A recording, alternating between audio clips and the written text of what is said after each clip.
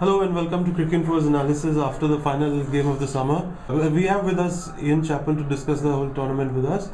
We started the Tri-Series made a return this year, and there was a little bit of skepticism around it. After this series, where do you see this Tri-Series going, the concept? Well, I think they'll play it on occasions, but I don't think you'll see it every season, every summer in Australia.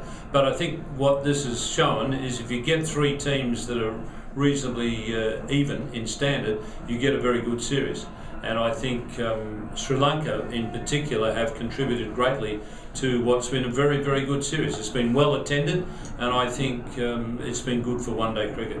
The new innovations that came post the World Cup, the two new balls, taking out the runners, and also the general demands that playing in Australia puts on the body, they've added to the whole tournament. Yeah, I mean, I'm not convinced about the two white balls. I mean, I'd much rather see one ball used and them get a ball that lasts for 50 overs. That would be the ideal situation. But that's what we've got, and I guess the players have adapted to it. And certainly, it's provided a good series. We've had a lot of close finishes, a lot of good games. For Australia, it didn't come easy, but they will be pretty satisfied before going to West Indies that they have won both the Test series and the ODIs.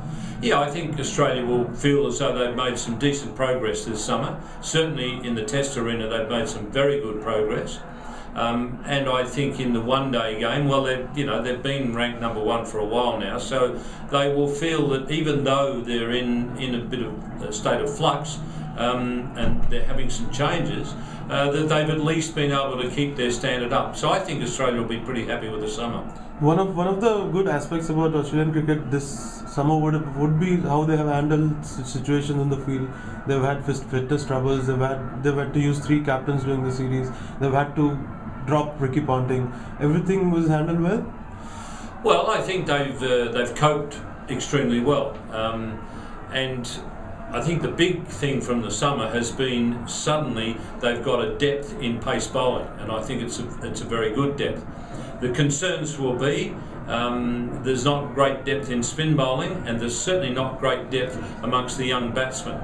But the thing about it is, if you've got a decent pace attack, you can build a team around that, and you can build a good team pretty quickly. So I think that's been the most important thing for Australia.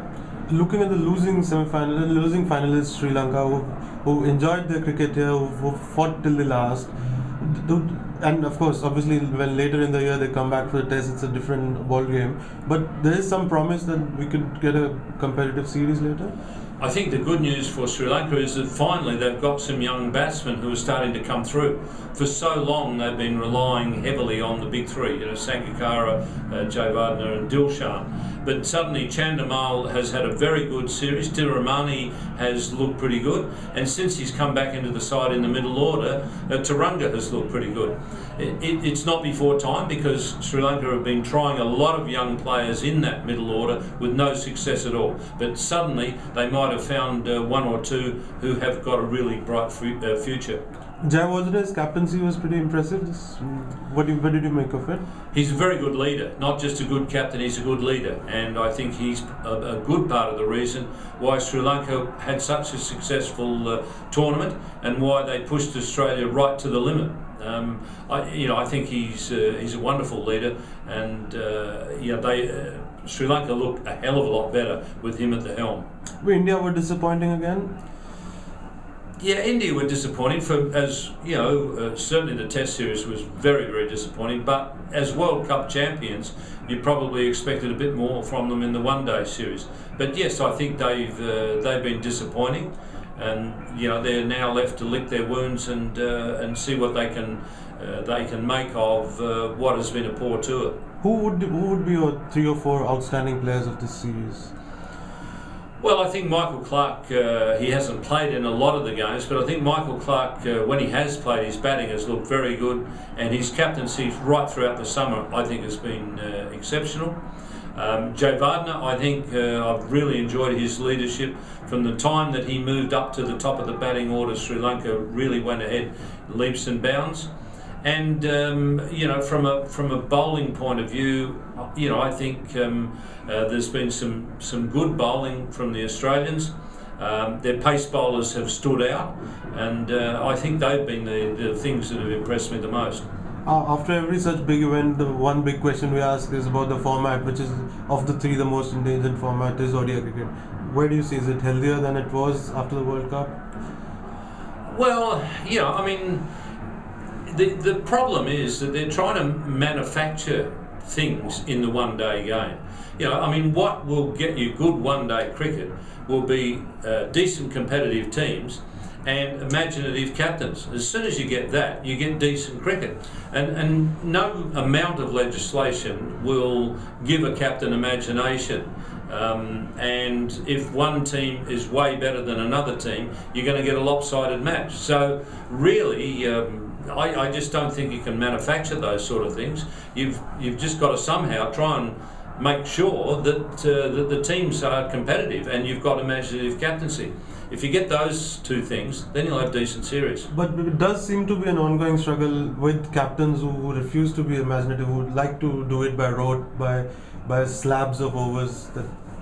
Well, I mean, the administrators have got to take some of the blame for that. I mean, if I was a captain nowadays, I would say to the administrators, well, why don't you come out in the field and captain for me? You're telling me when the power plays are going to be. You're dictating when 20 of the 50 overs have got to be bowled, basically. So why don't you come out in the middle and do the captaincy yourself if you think you're better at it than me?